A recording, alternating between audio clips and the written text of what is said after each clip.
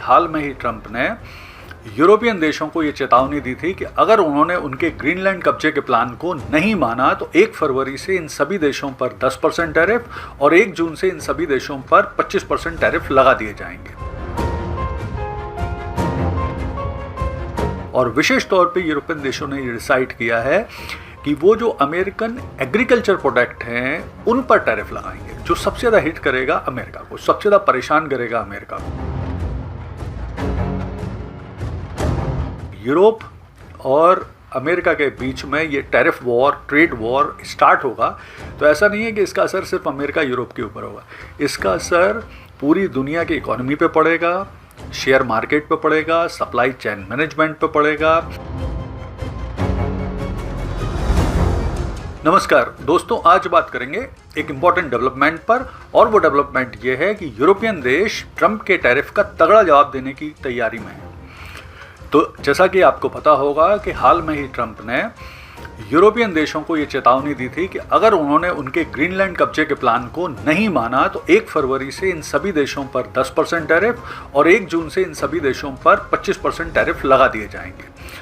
और ये जो प्रमुख देश हैं जिन पर टैरिफ लगाने की बात ट्रंप कर रहे हैं, उनमें प्रमुख देश हैं Denmark, Finland, Norway, Germany, France, Netherland, Sweden और यूके।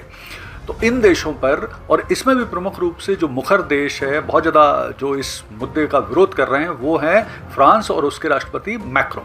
हालांकि अन्य जो देश हैं, यूरोपियन देश, वो भी इस बात का विरोध कर रहे हैं कि कैसे एक मित्र देश, यानी देखिए अमेरिका, यूरोपियन देश लंबे समय से बहुत अच्छे मित्र रहे हैं। यूरोपियन देश हमेशा अमेरिका की लाइन के हिसाब से चलते हैं, वो नेटो देश भी हैं।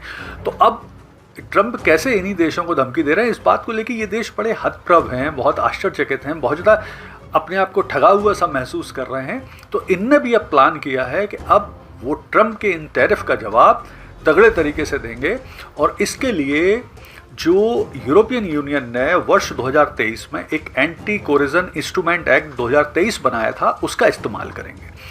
तो अब ये देश, इन्होंने भी हाल में ही यूरोपियन देशों ने ब्रुसेल्स में एक मीटिंग की है और वहाँ पर इस जो एंटी कोरिजन इंस्ट्रूमेंट एक्ट 2023 है उसे एक्टिव करने की बात कर दी है।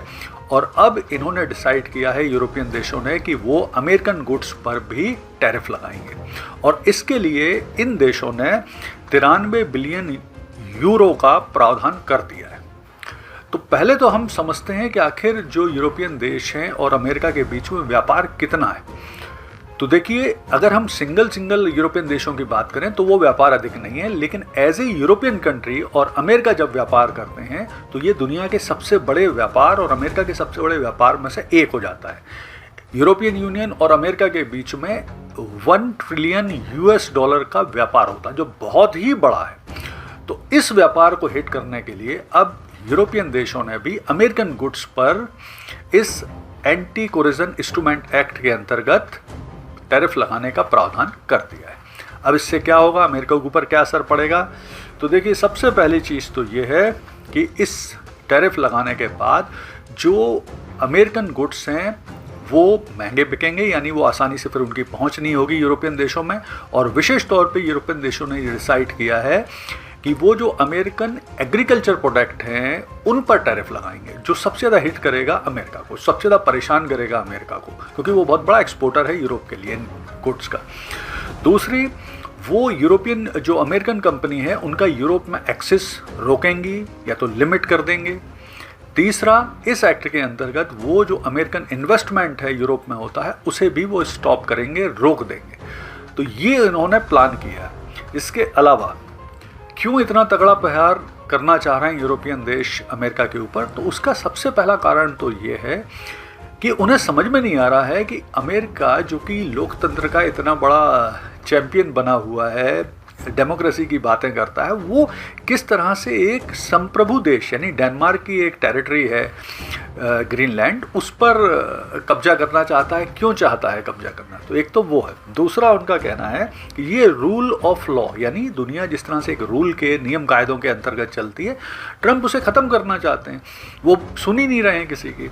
तीसरी चीज़ ये है कि वो जो व्यापार होता है अमेरिका और यूरोपियन देशों के बीच में, जो $1 ट्रिलियन का है, जिससे दोनों देशों को फ़ायदा होता है, तो वो चाहते हैं कि उसका असर अब अमेरिका पे भी पड़े। यानी ऐसा ना हो कि केवल असर यूरोपियन देशों पे हो और ट्रंप एक तरफा तरीके से काम करे।